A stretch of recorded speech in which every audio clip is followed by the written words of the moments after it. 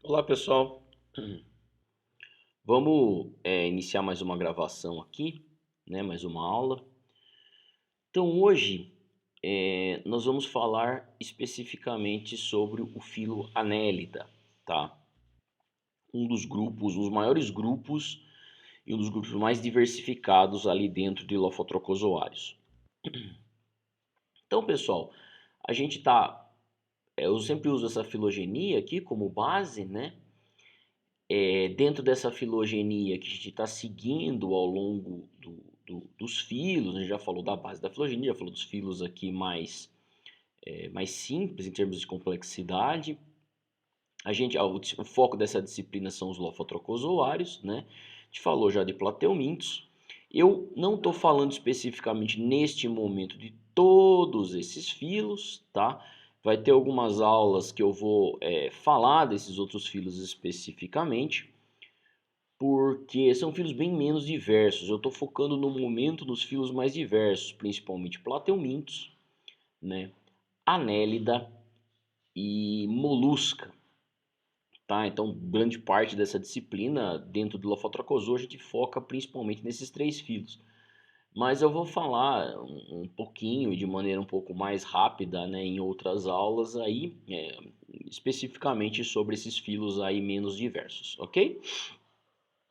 Então hoje a gente vai entrar aqui em Anélida, ok pessoal? Um grupo que é irmão de um outro filo chamado Sipúncula. Então eu vou falar um pouquinho depois, né? Não nesta aula, mas na próxima aula, um pouquinho ali do filo Sipúncula.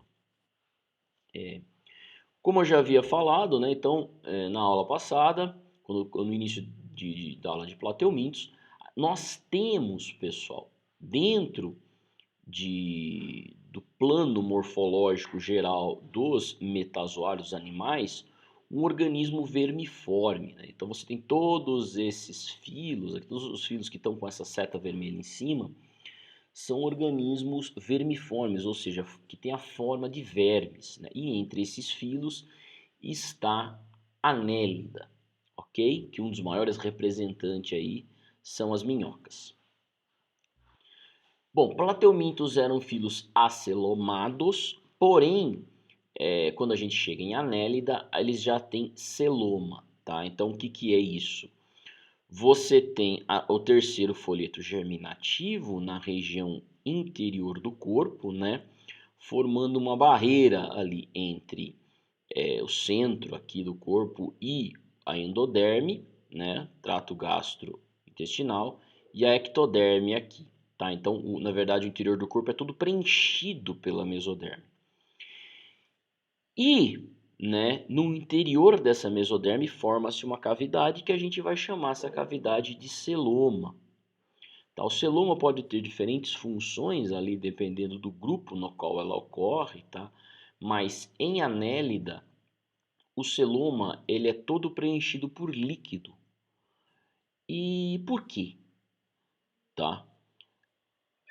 Acontece o seguinte, nos animais você precisa de alguma estrutura que sustente o seu corpo em terra, né? Muitos vertebrados, muitos cordados têm o quê? Um endoesqueleto, tá? Os ossos, né? Os artrópodes têm um exoesqueleto, tá? Um esqueleto na parte externa do corpo. E o que sustenta um corpo desses vermes aqui terrestres? O que sustenta o corpo desses vermes terrestres, na verdade, seria um esqueleto hidrostático, né? O que significa isso? Significa que todo o celoma aqui é um espaço preenchido por fluidos, né? Um fluido parecido basicamente com água e com íons, né? Então é isso que forma isso que na verdade preenche, esses fluidos preenche esse espaço no interior do corpo que a gente chama celoma, e a função disso é um esqueleto, algo para tentar sustentar o corpo. Isso funciona como então uma minhoca, ou esses bichos são como se fossem minhocas, ou na verdade uma bexiga bem alongada. Então a minhoca é como se fosse uma bexiga bem alongada, e no interior dela, ao invés de você ter ar, você teria água, né, que seriam todos esses fluidos, ok? Bom, então aqui vamos olhar rapidamente a posição de anélida, né, dentro do filo anélida dentro dos lofotrocozoários. Então, a anélida ele está relacionado aqui com o filo sipúncula, né? Então, isso daqui é uma filogenia, vocês já estão familiarizadas com ela, com esse padrãozinho aqui, né, de coloração da filogenia. Isso daí está presente no livro do Hickman, tá, pessoal? E, bom, ele traz anélida relacionada à sipúncula, numa posição, essa linhagem aqui da anélida mais sipúncula está numa politomia com molusca, mas, né, esse outro ramo aqui que inclui mais 3 gêneros, 3 filos, que seria Braquiópoda, Foronida e Nemértea, tá?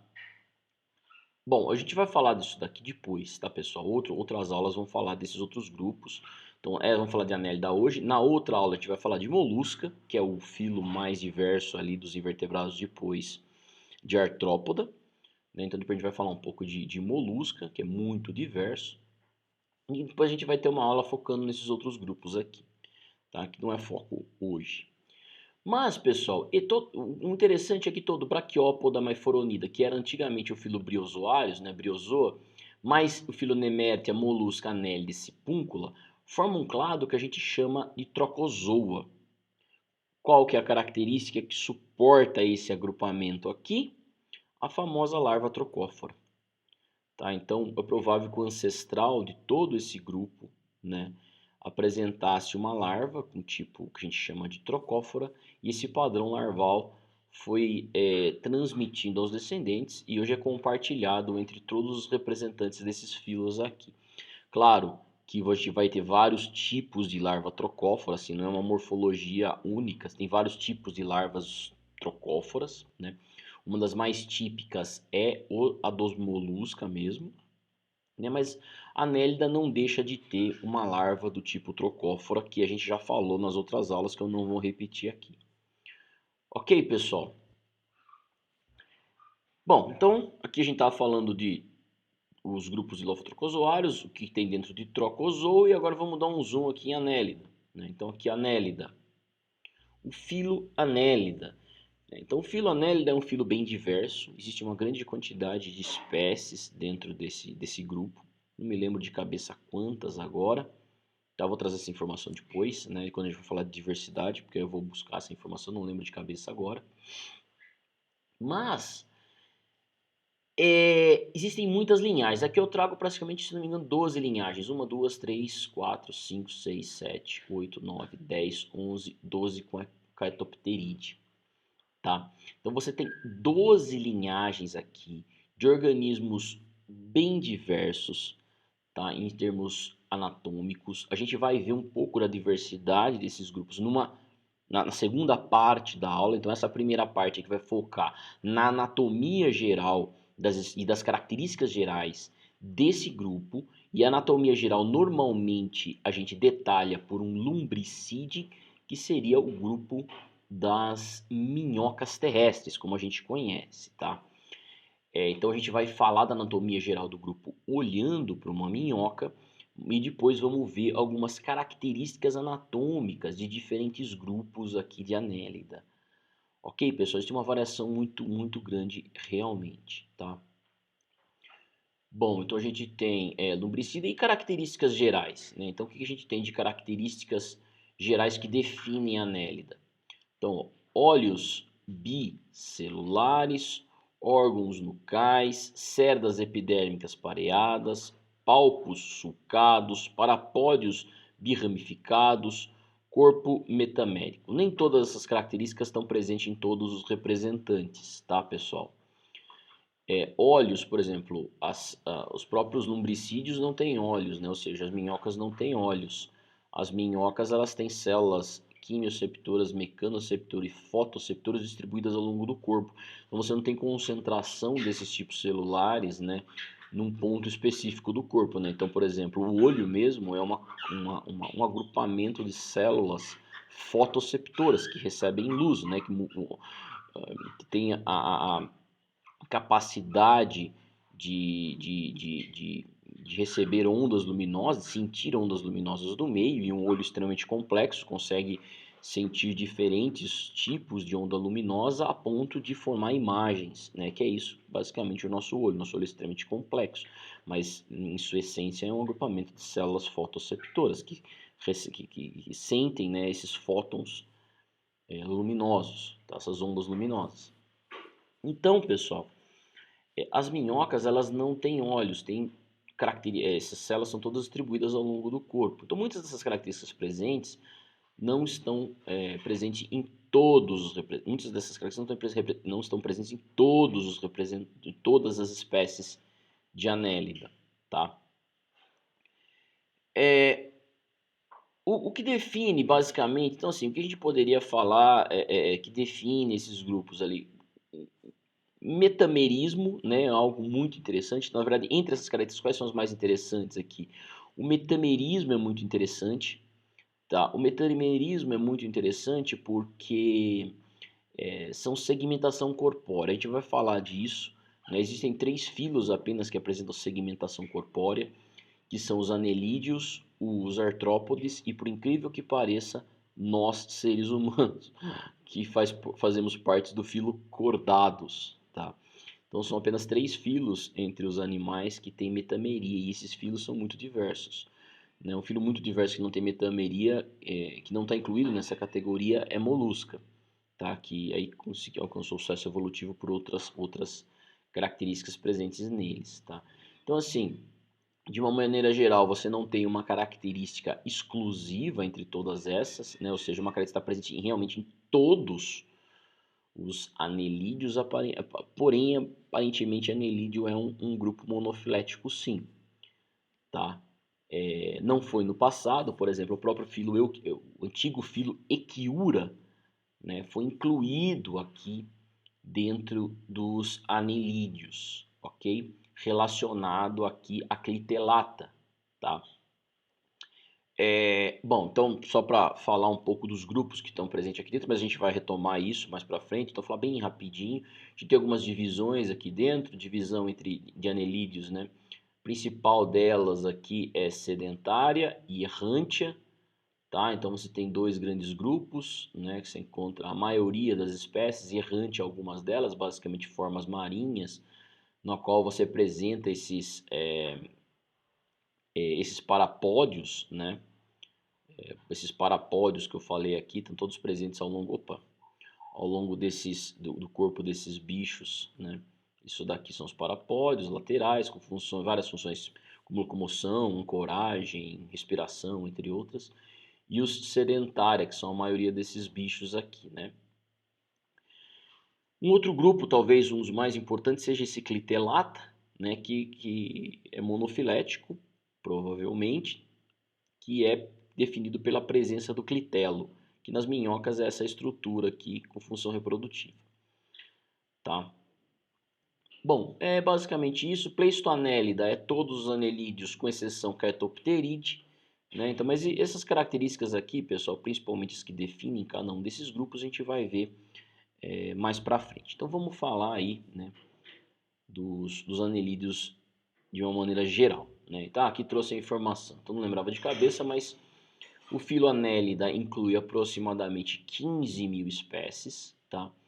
São chamados de vermes segmentados que vivem em diferentes ambientes, né, diferentes habitats, marinho, água doce e terrestre, porém os terrestres eles vivem em ambientes úmidos, eles não têm a capacidade de sobreviver em regiões extremamente secas, tá? Tem distribuição mundial, ou seja, são encontrados em qualquer lugar do mundo. Então, na verdade, espécies com distribuição mundial são chamados cosmopolitas. Tá? Então é possível que você encontre a mesma espécie, não, mas representantes desse grupo aqui na América do Sul, na África, na Ásia, em praticamente qualquer lugar do mundo. Eles, como eu já havia dito, eles apresentam metameria, e os 3 filos que apresentam metameria é só Annelida, Artrópoda e Chordado, né? Metameria a gente já vai ver daqui a pouco, que são repetições de segmentos corpóreos. Isso é uma evolução chave também dentro dos animais, porque os filos que apresentam metameria alcançaram um sucesso evolutivo tremendo. Tá? Então é possível que a metameria esteja relacionada a uma evolução chave que proporcionou um sucesso evolutivo para muitos grupos. A artrópoda nem se diga, né? Ele é metade de todos os seres vivos, incluindo os vírus e bactérias, né? Inclusive todos os unicelulares. E alguns que a gente nem sabe se é organismo vivo ainda, que serão os vírus, né? Tem uma discussão sobre isso. Então você tem metade dos seres vivos aqui, eles são metaméricos. Você tem um filo extremamente diverso, não é tão diverso quanto o artrópoda ou quanto o molusca, mas você tem cordata, que são um pouco mais de 66 mil espécies, e você tem quase 80 mil espécies dentro de molusca, né? Então, assim, tá próximo ali. E a Nélida, que por mais que não tenha uma diversidade incrível, são 15 mil espécies de anelídeos, tá? Então, é um filo também relativamente bem diverso, comparado com outros que têm ali só 100, 200 espécies, tá? Então, o que são metâmeros? Tá? Metâmeros são segmentos corpóreos. O que são segmentos corpóreos? São partes do corpo que repetem a mesma estrutura. Tá? Então, esses bichos têm alguns anéis ao longo do corpo que repetem as mesmas estruturas. Tá? No caso aqui, por exemplo, estruturas do sistema respiratório, do sistema nervoso e do sistema excretor. Tá? Então, aparentemente, isso é uma maneira interessante, tá? Uma maneira interessante de se relacionar com o ambiente, tendo repetições de segmentos corpóreos. Isso traz vantagens para eles. Então é fácil da gente observar isso, né, em um anelídeo. Porque quando você olha o corpo dele, você tem todos esses anéis aqui formados. Tá? Em cada um desses anéis você tem repetições ali, como eu já havia falado, do sistema excretor, do sistema nervoso e do sistema respiratório. Tá? Então você tem em cada um desses segmentos as repetições desses principais sistemas, ok? Então se você fizer um corte aqui, né, um corte de uma minhoca nessa porção e olhar ela de lado, você vai observar basicamente isso dentro desses segmentos. Aqui, ó, você tem um tubo que corta todos esses segmentos. A gente vai ver a estrutura, né, dessa parede aqui daqui a pouco, mas você vai ter, por cada um desses segmentos, o próprio trato digestivo que vai cortar eles, os vasos sanguíneos que vão cortar esses segmentos. Então você tem o sistema nervoso, desculpa, o sistema digestivo e vasos sanguíneos. E você tem essas membranas aqui, que seriam na verdade partes da parede do corpo. Então você vai ter aqui endoderme, mesoderme revestindo e ectoderme aqui, parte externa. Tá? Só para vocês saberem mais ou menos a estrutura. E isso daqui é o celoma, é o espaço interno. Esse espaço aqui está todo preenchido por fluidos. Então a gente vai ver isso daqui em maiores detalhes e a gente vai ver o que é segmento, o que não é, e assim por diante, o que se repete, o que não se repete. Então por que que esse espaço interno, então aqui tem uma representação desse espaço interno de uma minhoca, né? Então essa estrutura corpórea formando esses segmentos internos, né, e todo preenchido por fluido, é importantíssimo para a estratégia de vida, né, das minhocas, para sobreviver no ambiente na qual elas ocorrem. Tá? Então, uma das principais características que isso permite é o movimento. Tá? Então, esses espaços internos preenchidos por fluidos permite o movimento desses bichos. Então, como que isso funciona? Né? Então, ó, se você imagina uma bexiga, tá? Uma bexiga completamente cheia de água. Tá? A água ela não é compressível como o ar. Você não consegue diminuir o volume total, né? O ar consegue, a água não. Então, o que vai acontecer? Se você, através da sua musculatura, espremer, né, nesse sentido aqui a parede do corpo, o que vai acontecer? Tá? Como a água aqui não é compressível, a parede vai acabar se esticando neste sentido. Ok? Então, se você espremer com sua musculatura as regiões da parede do corpo, ela vai ter que se estender nesse outro sentido. Então, no primeiro momento, quando a parede corpórea se contrai, essa contração da musculatura da parede corpórea permite o alongamento do corpo dos bichos. Então, ó, se você contrai a parede nesse sentido aqui, o que vai acontecer com a minhoca? Ela vai se esticar para frente, tá? E aí, quando acontece o movimento inverso, quando você espreme a parede nesse sentido, né, no sentido inverso, o que vai acontecer com a parede do corpo? Se expandir para fora, tá? Então, se você aperta ela nesse sentido, ela vai se expandir nesse outro. Tá? O que acontece aqui, se reduz o tamanho, a parede corpórea vai se expandir. Tá? Opa, fui para debaixo, né? Vai se expandir. Tá? Então, pessoal, esse movimento de um organismo, de contrair e expandir as paredes corpóreas, associado a um corpo todo segmentado, todo corpo todo dividido, né?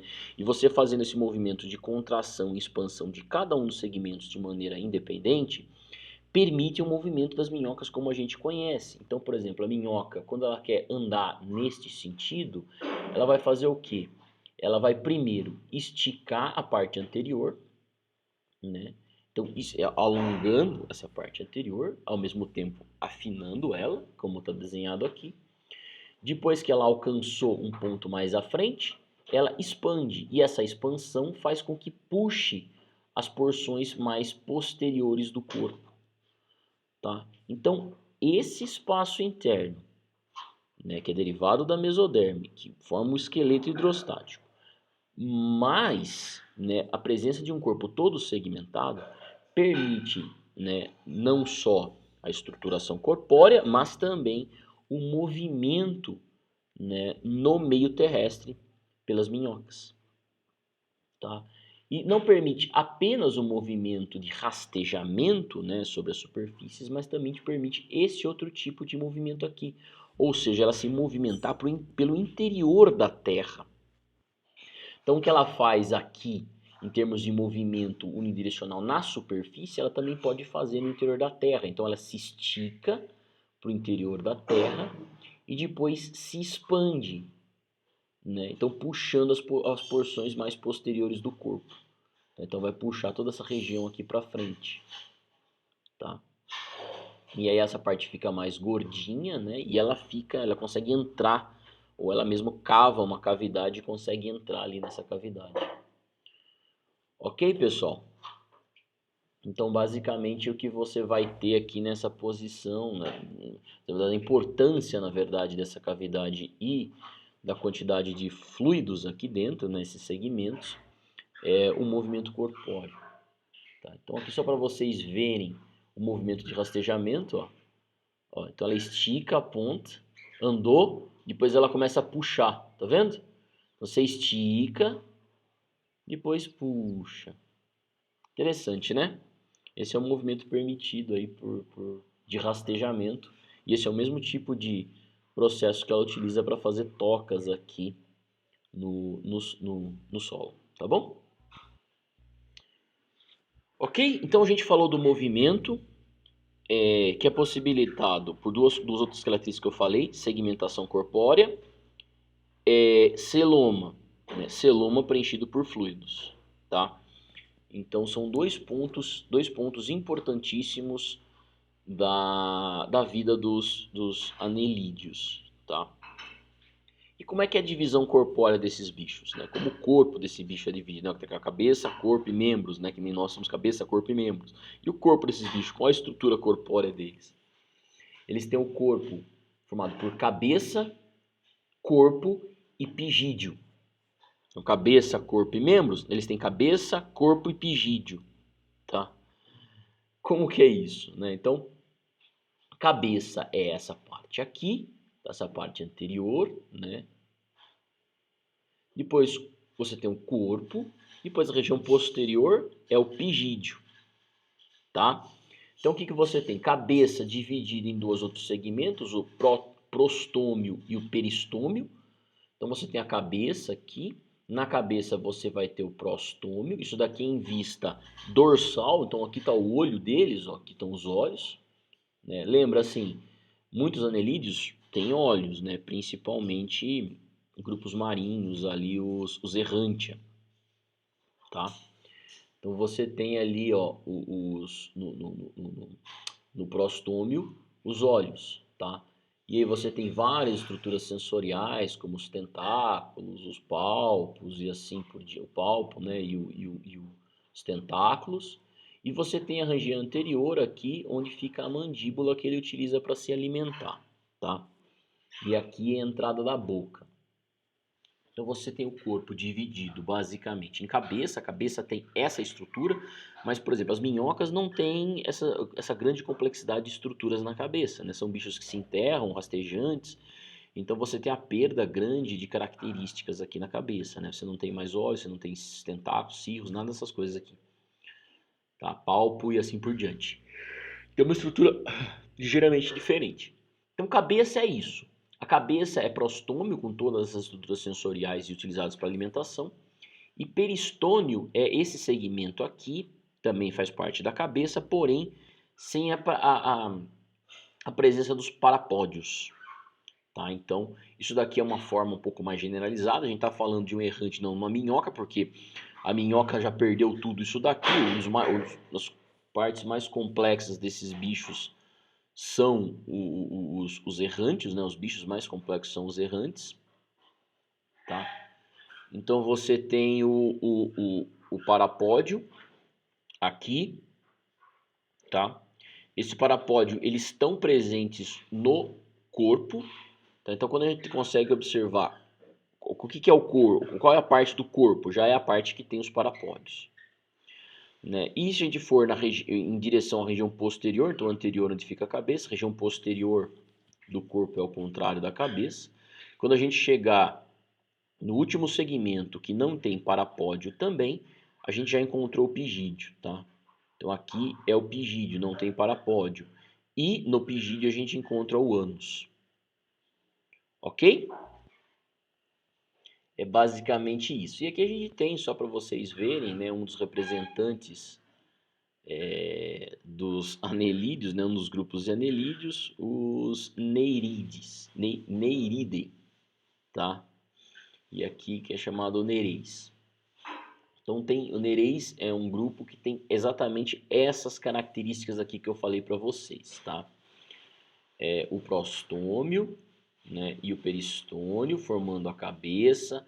Aqui você tem mandíbulas, entrada da boca, vários tentáculos sensoriais, o palpo, outros tentáculos, aqui nesse outro livro é chamado de antena, né? E ele tem uma probóscide, que é essa estrutura aqui, ó, que se prolonga, né, onde você vai ter aqui a mandíbula, então essa parte que se prolonga da cabeça, basicamente desses bichos, muitos deles têm capacidade de inverter, né, e projetar dessa forma a parte da frente aqui da boca, né, que a gente chama de probóscide, e os olhos desses bichos estão aqui, ó, tá? E aqui você tem os parapódios, tá? Aqui já está no tronco, então toda essa parte aqui é a parte da cabeça e aqui é o tronco, ok? Parapódios. Então vamos falar dos parapódios que muitas espécies de anelídeos têm, tá? Os parapódios, eles estão presentes ao longo do corpo, né, desses bichos.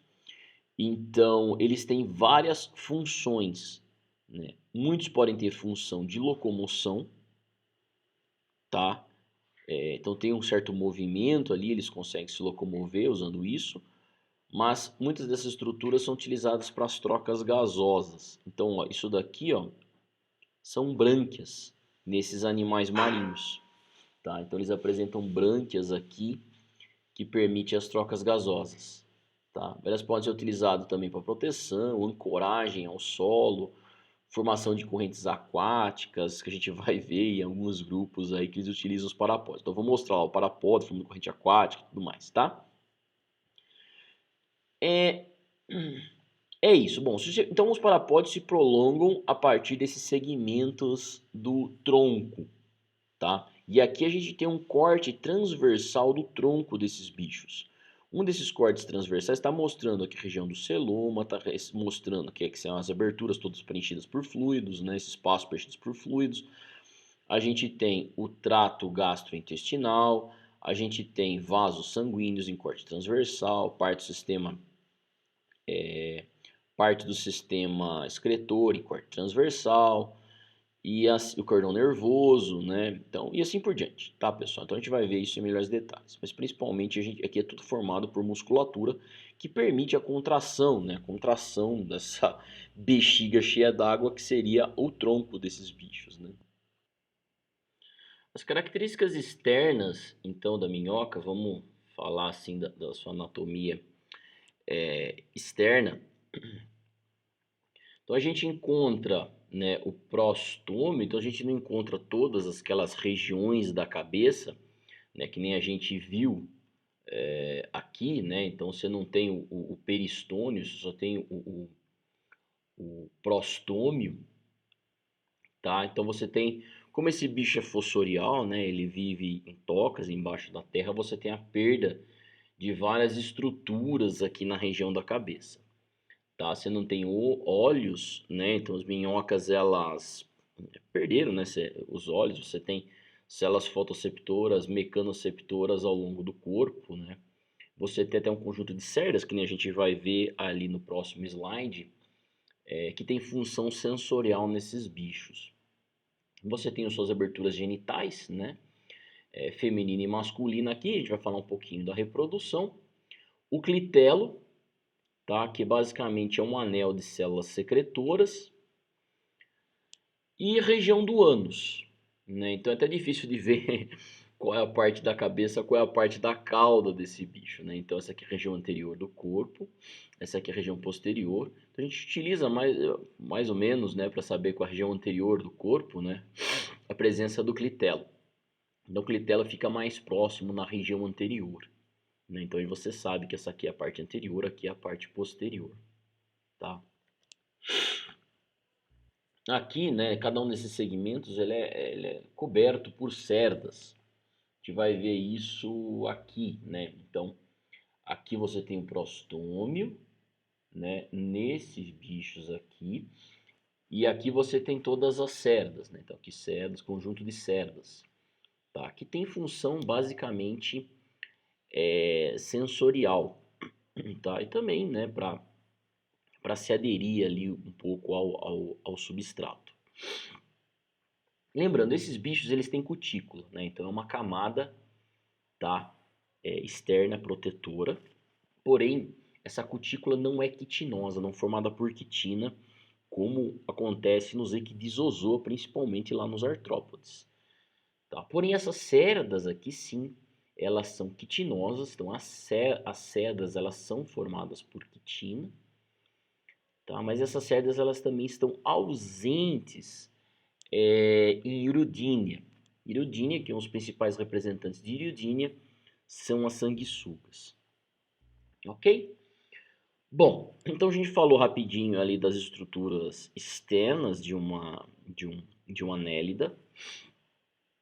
Vamos falar das suas estruturas internas, né? Então, como é estruturado basicamente os segmentos. Em termos de estrutura interna, esses bichos aqui, então, eles já começam a ficar bem mais complexos do que os primeiros que a gente viu ali na origem dos metazoários, porífero, quinidária, quitenófata. Então a gente tem os bichos bem mais complexos. Como eu já havia falado para vocês, você tem então os três folhetos germinativos. As partes que são derivadas da endoderme, então você tem um corte transversal, né? Nesse tipo de corte aqui, ó, a gente estaria olhando para o interior do bicho, então. E se a gente fizer esse corte, você consegue observar já aqui, ó, o trato gastrointestinal, tá? Essa daqui é a camada epitelial do trato gastrointestinal, tudo isso daqui é derivado da endoderme. Você tem esses septos aqui, os mesentérios e tudo mais, que vai formar, lembra que eu falei para vocês, né? Tudo isso daqui vai formar ali aqui, aquelas aberturas internas, então esses septos, mesentério, reveste essas cavidades internas preenchidas por fluido, que faz parte do esqueleto hidrostático. Tudo isso daqui é derivado da mesoderme, incluindo todas essas partes musculares aqui, né? Todas as camadas musculares. E você tem músculos em diferentes disposições, tá? Por que que isso é importante? Quando você tem músculos em diferentes disposições no interior do corpo, significa que você tem um padrão de movimento mais complexo. Então você tem músculos circulares, músculos longitudinais, tá? Então isso permite vários tipos de movimento ali do corpo. Então olha pra gente, né? O tipo de complexidade, a grande complexidade que a musculatura tem em nós mesmos, né? E aí, nesse caso, a gente tem vários tipos de movimento. A gente chega a ter expressão facial, o que não é algo muito comum para a maioria dos vertebrados. Você vê um peixe sorrindo, um peixe triste, um peixe feliz, né? Não existe. Por quê? Porque isso acaba surgindo em grupos de mamíferos, principalmente em primatas, né? Onde você tem, né, expressão facial para comunicação, mas só isso é possível com complexidade muscular, né?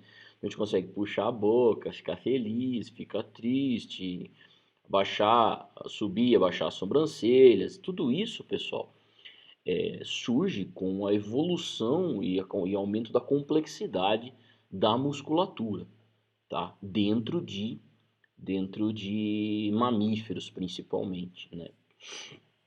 E nunca vi um cachorro meio com aquela cara de dó, né? Isso daí é possibilitado por esses músculos.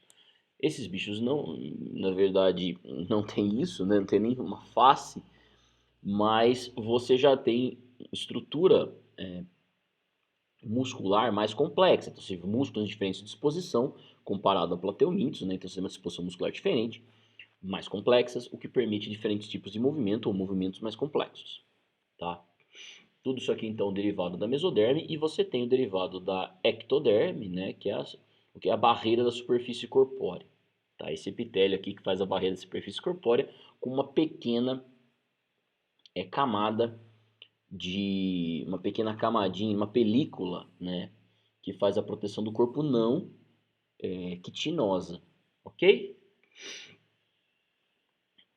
Bom, o que mais a gente tem aqui? A gente tem também os vasos sanguíneos na região média, que tudo da parte da mesoderma, então vasos sanguíneos, né, o vaso sanguíneo dorsal, vaso sanguíneo ventral, tá? Então, a circulação nesses bichos aqui é fechada, ele tem um tipo de uma bomba propulsora do sangue, o que a gente poderia chamar de um coração, né? Na verdade, você tem. É comum o pessoal falar, é verdade que minhoca tem vários corações? Não é bem isso, né? Então, a origem do coração é a partir de um vaso sanguíneo contrátil. Então, você imagina um vaso sanguíneo, que na verdade é todo composto por musculatura que está em volta dele. No primeiro coração era isso. Na verdade, um pequeno vaso com musculatura em volta. Aí se você tem musculatura circular em volta de um vaso, né, como se fosse isso daqui, um vaso, tem musculatura circular aqui, elas conseguem se contrair e ela empurra, né, para frente o fluido.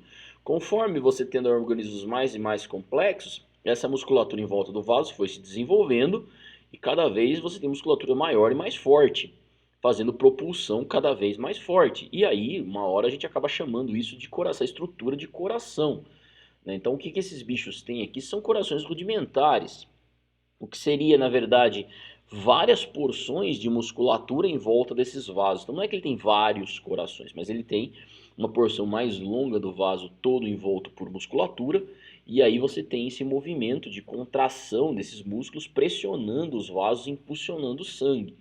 Tá? Então, assim, de certa forma são vários corações, né? Mas não é um coração estruturado como o nosso. Nós temos um coração que tem capacidade de bombeamento infinitamente maior, né? Uma quantidade de musculatura bem maior, musculatura bem mais desenvolvida, que permite maior impulso do sangue, né? Aqui você não tem isso, você tem várias musculaturas, camadas musculares ali, né? Impulsionando o sangue, só que essas camadas musculares são bem pouco desenvolvidas, tá bom? Né? Bom, então eu estou falando das estruturas internas, o sistema circulatório. A gente vai falar, então, deixa eu passando os slides, a gente vai falando das estruturas. Então aqui eu queria mostrar basicamente da parte externa para a parte interna, cutícula, que eu já falei, epiderme, tá? Forma a parede corpórea. Então isso daqui é derivado da ectoderme. Depois, derivado da mesoderme. Aí pintou toda a tela, né? Derivado da mesoderme. Todas as camadas musculares, né? Todos esses septos, a parte que tem contato aqui com a musculatura, né? Para formar a cavidade interna. A parte em contato com os vasos sanguíneos, né? Essa parte em contato com a endoderme. Então, cada um recebe um nome, pessoal. Não vamos detalhar tanto assim, né? Esses nomes, tá? Mas você tem basicamente camada muscular e essas camadas aqui de tecido que vão formar essa cavidade interna toda preenchida por fluidos que faz o movimento, como eu já falei para vocês. Tudo isso daqui é derivado da mesoderme. E o derivado da endoderme, basicamente você tem o intestino, ok? O intestino interno, tá? E aqui você está vendo o intestino numa outra visão, ok? Derivado da endoderme. Aqui, pessoal, então aqui a gente dissecou, essa aqui é uma figura mostrando uma, na verdade, uma minhoca dissecada, tá? Então você tem as estruturas internas numa visão diferente. Isso daqui não é um corte transversal, né? Corte transversal seria assim, é um corte longitudinal. Você pegou essa minhoca, cortou ao meio no sentido longitudinal, tá? Ao longo dela. E aí o que você vê? Lembra que eu falei para vocês? Sistema circulatório. Então, cada um dessas estruturas, que seria um coração da minhoca, né? Um coração. Nada mais são que vasos sanguíneos envoltos por musculatura. Tá? Então não é um coração complexo como o nosso. Você tem vasos sanguíneos envoltos por musculatura. Tudo isso forma pequenas bombinhas, né? Para impulsionar o sangue. Então o musculatura se contrai, impulsiona o sangue, se contrai, impulsiona o sangue, se contrai, impulsiona o sangue e assim por diante. Tá? Então aí você tem um sistema circulatório formado por várias pequenas bombas. Não são vários corações, mas são bombas pouco desenvolvidas. Então, um sistema circulatório completamente fechado, o sangue não extravasa para cavidades, como muitos organismos que a gente vai ver ali. Né? Mas então aqui, a gente já está falando de sistema circulatório, algo que em Plateumintos a gente não falou, né? Plateumintos não tem sistema circulatório, você tem um sistema digestivo levando os nutrientes para todas as porções corpóreas. Aqui você tem o sistema digestivo, o sistema circulatório captura, né, os nutrientes, né, os nutrientes passam do sistema digestivo para o sistema circulatório leva esses nutrientes para todas as outras células do corpo. Então você já tem algo bem mais complexo, não, sistemas mais complexos, mais integrados do que a gente vê em plateumintos, tá? Então você tem um sistema digestivo completo, boquianos, também não existe boquianos nos plateumintos, você basicamente, na verdade você tem, mas na planária você não teria, então basicamente na maioria dos plateumintos você não tem boquianos, né? Aqui você tem boquianos, então sistema digestivo completo, tá? Então sistema digestivo completo, sistema circulatório fechado, sistema respiratório. Sistema respiratório, transporte ativo pela parede corpórea, transporte passivo, né, ou seja, respiração cutânea, difusão dos gases através da pele nos organismos terrestres, e em muitos anelídeos aquáticos você vai ter brânquias, né? A gente já falou isso nos parapódios ali, tem um parapódio alguns errantes marinhos que tem brânquias, tá? Bom, basicamente isso.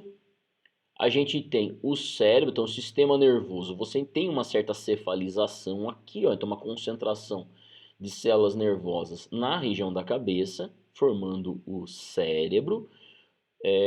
Tubo nervoso ventral, tá? Então você tem um tubo nervoso ventral, como é padrão para os invertebrados, tá? Então o tubo nervoso se prolonga numa região ventral. E, pessoal, você tem gânglios, né? Em cada um dos segmentos corpóreos. Então, por isso que a gente fala que algumas partes, alguns sistemas deles são segmentados. Né? Por isso que eles são segmentados, porque alguns sistemas se repetem em cada um dos segmentos corpóreos.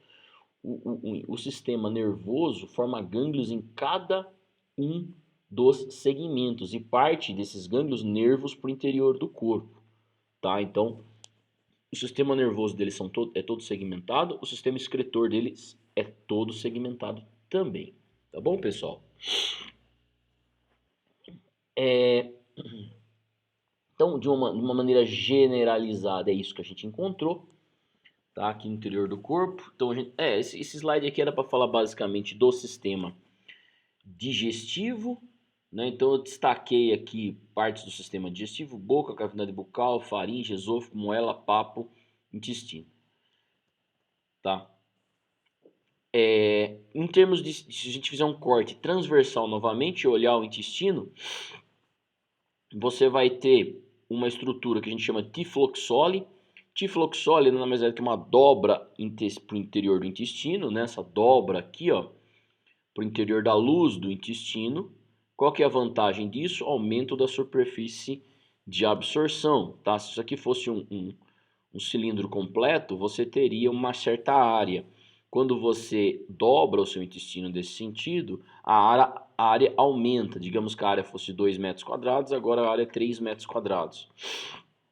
Isso aumenta a superfície de absorção de nutrientes, tá? E o que é importante para qualquer organismo ativo, por exemplo, que quer absorver mais energia, mais nutrientes. Existem células chamadas células cloragógenas. O que são essas células cloragógenas? São células que ficam em volta do trato gastrointestinal e ela tem funções, pessoal, das mais diversas, né? Muitas dessas funções são relacionadas às funções de células hepáticas, ou seja, células do fígado. Acúmulo de glicogênio, acúmulo de lipídios, transformação de substâncias, né? Substâncias tóxicas, degradadas, podem ser degradadas, e assim por diante. Então, pessoal, nesses organismos você ainda não tem órgãos anexos do sistema digestivo tão complexos que nem a gente encontra na maioria dos vertebrados. Então, o fígado é um órgão importante no sistema dos vertebrados, para equilíbrio corpóreo, para manutenção da homeostase. Isso daqui você ainda não encontra nestes organismos, né? Ainda bem mais simplificados em termos de estrutura. Mas você tem células com funções semelhantes, né? Tanto nesses bichos aqui com funções semelhantes ao fígado. Então, apesar de elas não terem se concentrado num único lugar para formar um grande órgão, como acontece em nós, elas estão espalhadas ali ao longo do trato gastrointestinal, tá bom? Então você tem tifloxole, essa dobra, e as células cloragógenas, que são extremamente importantes ali.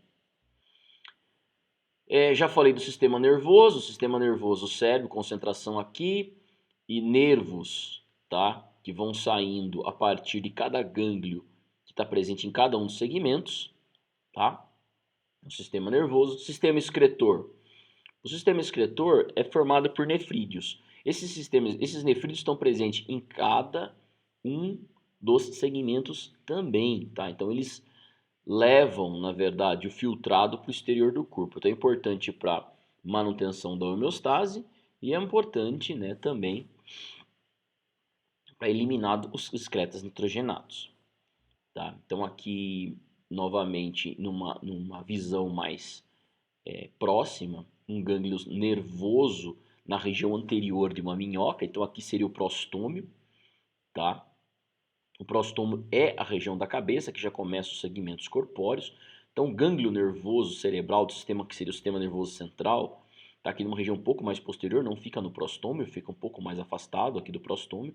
E aqui, a partir dele, sai, né, o tubo nervoso ventral, que se prolonga em cada um dos segmentos. Então, você tem, na verdade, aqui, ó, uma expansão, na verdade, de cada um dos segmentos, formando gânglios, tá? E esses gânglios são presentes em cada um dos segmentos corpóreos. Ok? E a partir deles saem os nervos para as outras regiões do corpo, para realizar as mais diversas funções. Aí. Ok? Nefrídeos. Os nefrídeos nada mais são do que células para um conjunto, na verdade, de estruturas para filtrar o corpo. Né? Então, como acontece a filtragem? Você tem um pequeno funilzinho que se abre lá no interior dos fluidos, tá? Ou seja, naquela cavidade toda composta por fluidos. Então a única abertura que você vai encontrar é esse funil ciliado, que a gente chama de nefróstoma. Então o líquido daqui da cavidade entra pelo nefróstoma e passa por esse conjunto de túbulos enovelados, tá?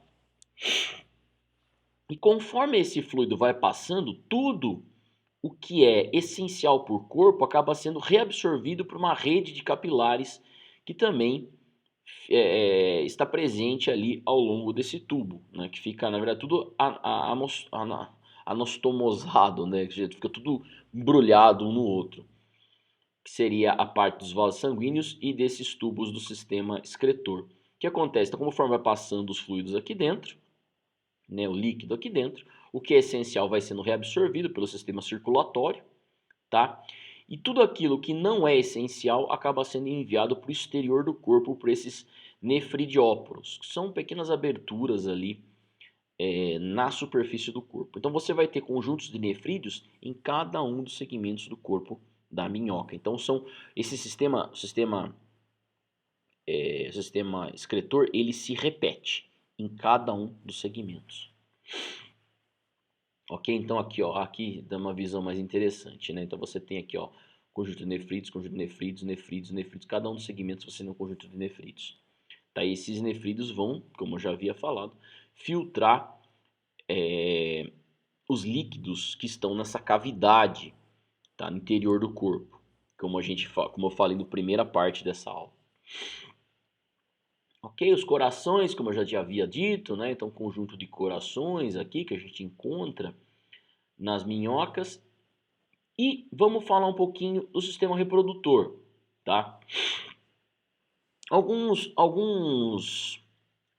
bichos, né? Algumas espécies dos anélidas são monóicas, outras são dioicas, ou seja, você tem o macho e fêmea, de quem é dioico, e você tem organismos hermafroditas, quem é monóico. As minhocas são monóicas, ou seja, você tem no mesmo indivíduo partes do sistema reprodutor masculino e também partes do sistema reprodutor feminino. Então, no mesmo indivíduo você vai encontrar os testículos e você vai encontrar os ovários, tá?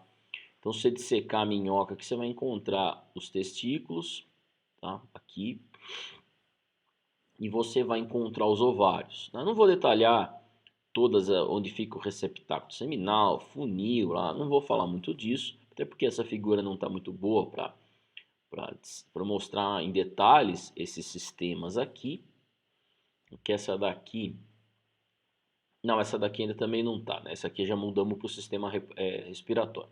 Mas tudo bem, então a gente não vai falar muito em detalhes disso, mas daqui a pouquinho eu já vou mostrar como acontece a reprodução, por exemplo, de uma minhoca, né?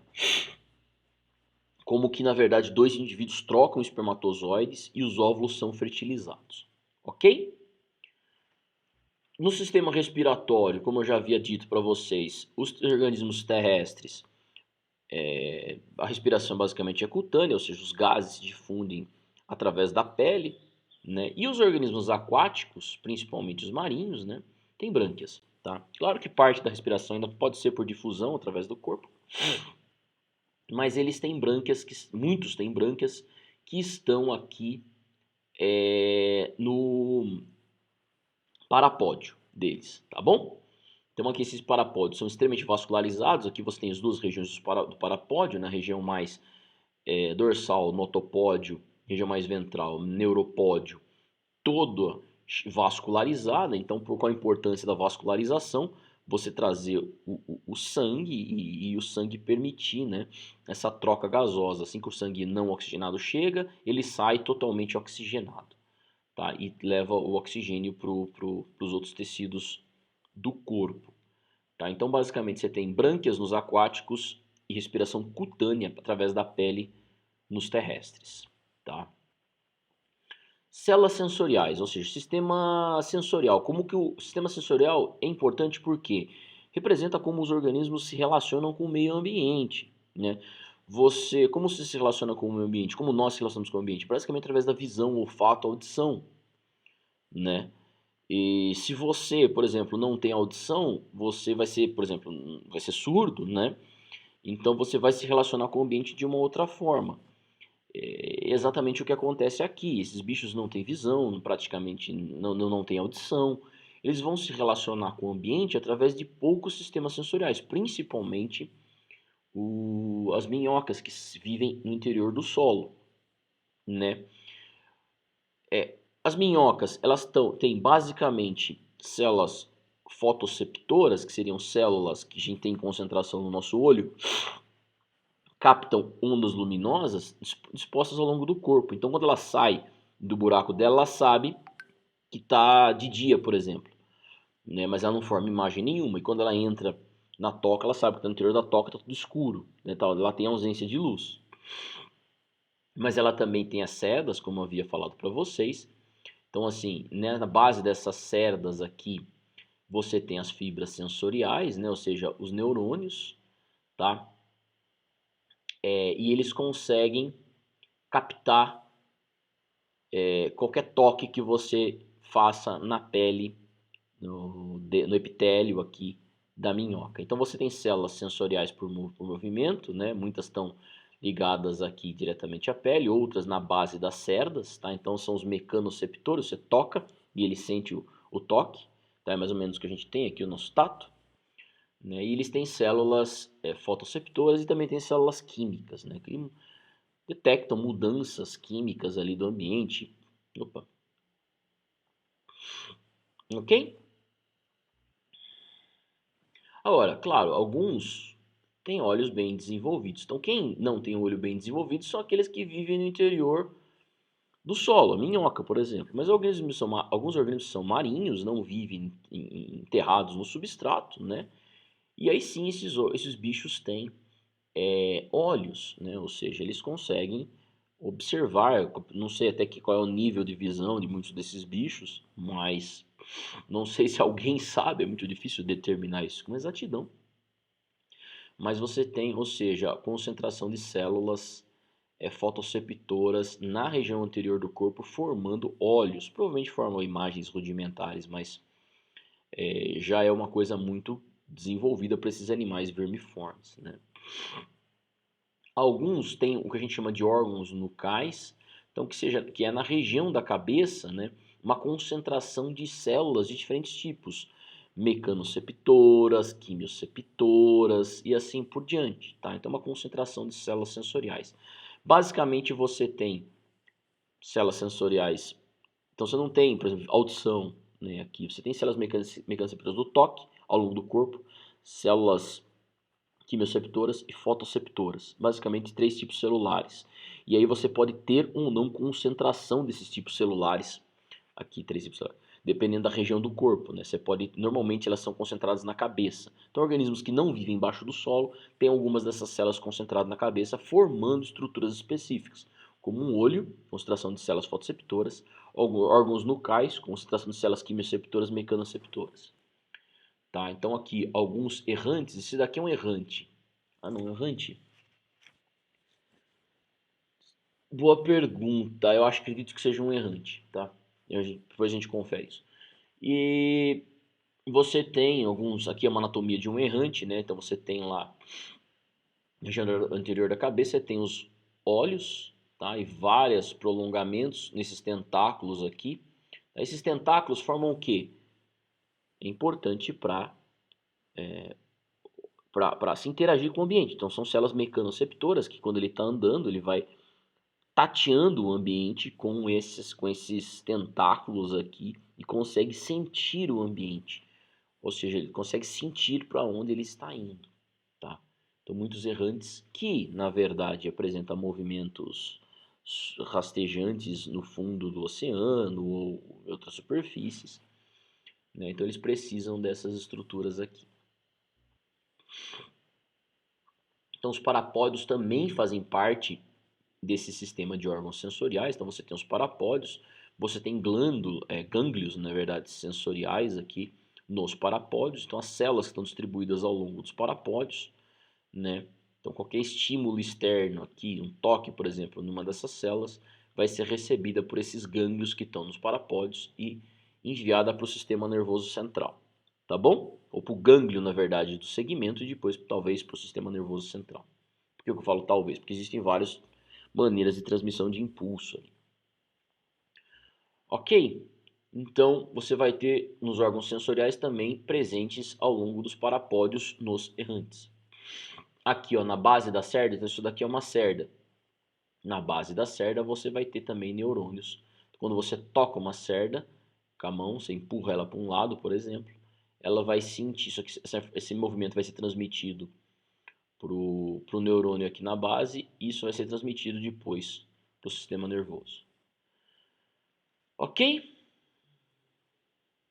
Ah, ela também, isso é um ponto interessante, ela tem um arco reflexo simplificado, né? Então muito do que a gente conhece do nosso próprio arco reflexo, né? Por exemplo, se você pôr a mão em alguma coisa que está quente, uma maneira de você tirar a mão rapidamente, né? Ou seja, do sistema nervoso seu e você reagir àquilo, né? Então o sistema nervoso seu interpretar que está quente e você reagir àquilo rapidamente, é quando esse impulso não precisa ser enviado até o cérebro para ser processado, para depois enviado uma resposta.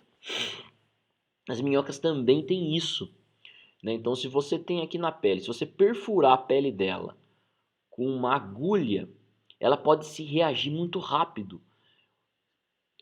Por quê? Porque esse impulso de furar a pele, machucar a pele, não vai ser enviado diretamente para o gânglio nervoso central lá delas, né? Esse impulso é levado até aquele gânglio que está presente naquele segmento que foi perfurado, e vai haver uma resposta, né? Um neurônio motor vai enviar uma resposta para a musculatura, e aquela musculatura vai se contrair, ela vai tentar, na verdade, se afastar daquilo que começou a machucar ela, tá?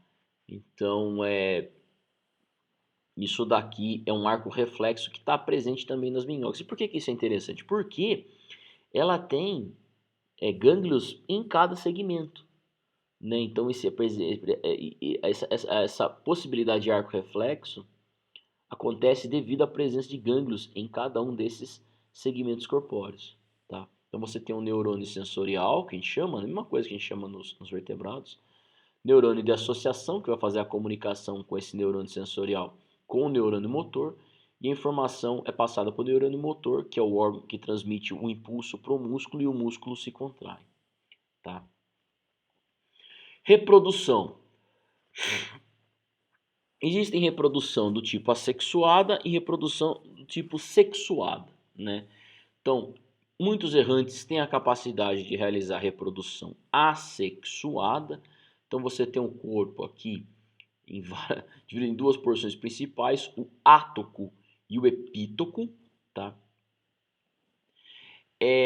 Então, a partir aqui do átoco, conforme esse organismo cresce, começa a ficar maior, brota vermes, outro indivíduo, aqui na região posterior do corpo, tá? Depois esse organismo se destaca, pronto. Ou seja, a partir de um indivíduo brotou outro indivíduo, ele se destaca e vai fazer parte do meio, tá? Isso daqui, pessoal, então esses epítocos são novos indivíduos que estão sendo formados a partir do átoco, que era um indivíduo natural, o indivíduo, né, que estava ali no meio, mais velho, e a partir desse átoco brota outros indivíduos que a gente vai chamar de epítocos, tá? Isso é uma forma de reprodução assexuada desses bichos, né?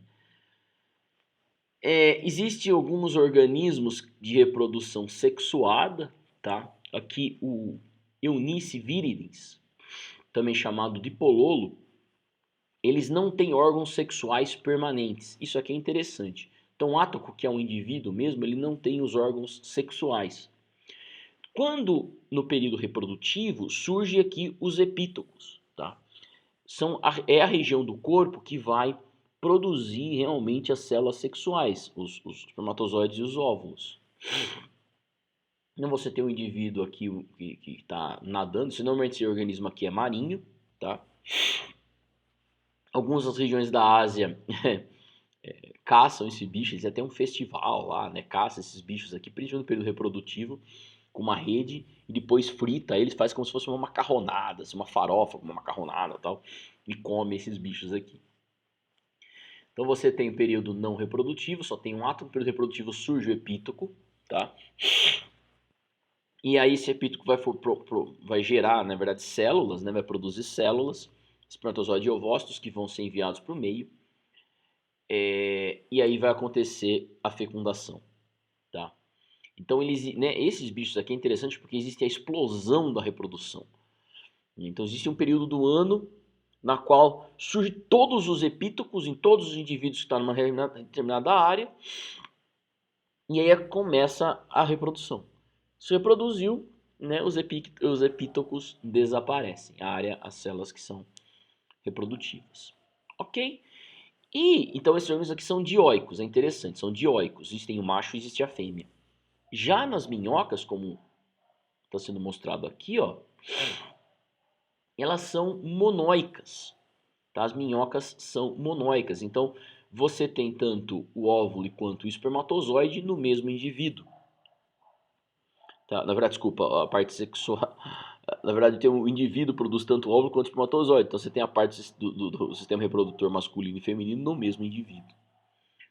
Tá? E aí o que acontece?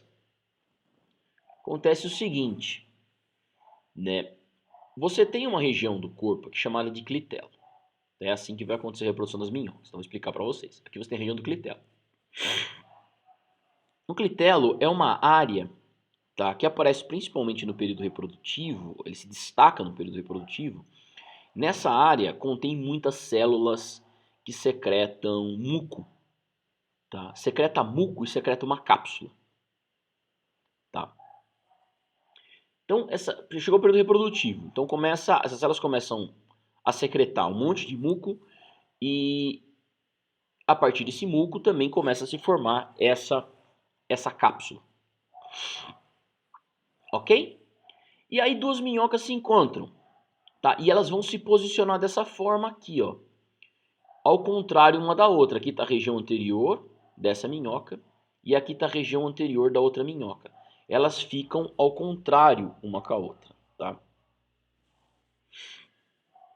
Ficando ao contrário, o que vai acontecer? Né?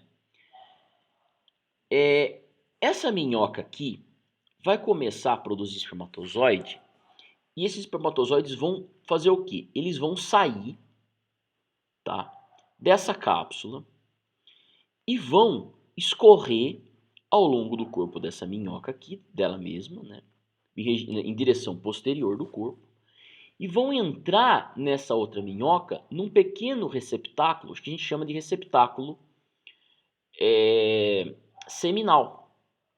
Tá? Então, essa minhoca, a de cima, ela solta o espermatozoide vai ser inserido nesse receptáculo seminal. Essa minhoca de baixo, ela vai soltar os espermatozoides e ela vai ser inserido nesse outro receptáculo aqui, o receptáculo seminal da minhoca que está em cima aqui, tá? E é isso. Então, principalmente quando elas estão uma em direção à outra, ao contrário, elas estão basicamente trocando os espermatozoides. É isso que ela está fazendo. Então elas se colocam nessa posição, trocam os espermatozoides e se separam. Tá? Então aqui, ó, uma ficou em posição contrária à outra. Aqui, ó, tem uma foto real mostrando o acasalamento delas, né? Então uma em posição contrária à outra. Uma soltando espermatozoide no receptáculo seminal da outra. Tá? A hora que ela se separa, se separou. E aí o que acontece? Aquela cápsula produzida pelo clitelo, ela se destaca. Então ela aqui na frente, ela se destaca daqui e começa a andar em direção à região anterior do corpo. Então ela começa a andar, né? Não tem perna, mas ela começa a ser enviada ela é enviada por movimento muscular, ciliar, assim por diante, para a região anterior do corpo. Aí o que acontece? Quando ela chegar próxima ao poro genital feminino dela mesma, poro genital feminino dela, essa cápsula vai capturar os ovócitos. Então esses ovócitos são todos essas bolinhas pretas aqui. Tá? Os óvulos aqui vão ser soltos dentro dessa cápsula. Quando ela passar, então ela continua, então ela passou pela poro genital feminino, depois ela vai continuar andando, tá? Vai passar só aqui, continua andando aqui, ó. Vai passar sobre o poro genital masculino. E aí ela vai capturar o quê? Os espermatozoides. Tá? Depois que isso aconteceu, ela capturou os ovos, capturou os espermatozoides, ela vai ser destacada do indivíduo. Então ela sai do indivíduo, forma um casulo.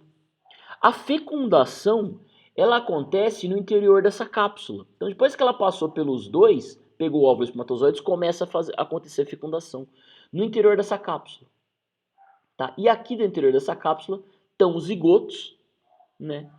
Os indivíduos começam a se desenvolver dentro dessa cápsula. Depois vai nascer as minhoquinhas, tá? As minhoquinhas em tamanhos diminutos, já mini adultos, né? Uma morfologia muito parecida com os adultos. Então muito interessante a reprodução das minhocas, né? Aí pessoal, bom, aqui no caso a gente não tem a parte da larva trocófora, tá? Eu não lembro exatamente se ela perdeu ou se passa por esse estágio larval e rapidamente sofre metamorfose. Eu preciso buscar essa informação depois, né? Se uma minhoca tem larva trocófora. Mas o fato é que os grupos marinhos, né, os de água doce, eles têm sim estágio larval, larva trocófora. Eu não lembro se aqui o desenvolvimento é direto, tá? Eu vou buscar essa informação. Mas muito desses bichos passa pelo estágio larval. E a larva típica é a trocófora, como a gente já havia falado. Lembra que eu falei para vocês? Então, o tufo de cílios apical, você tem um tufo de cílios aqui na região média da larva. Então você tem esse estágio larval trocófora, que é típico de um lofotrocozoário, que é o grupo que a gente está falando aqui. Tá? Isso aqui está presente em anelídeos, está presente em moluscos, está presente em sipum, está presente em vários filos ali esse padrão larval. Ok? Ok, pessoal?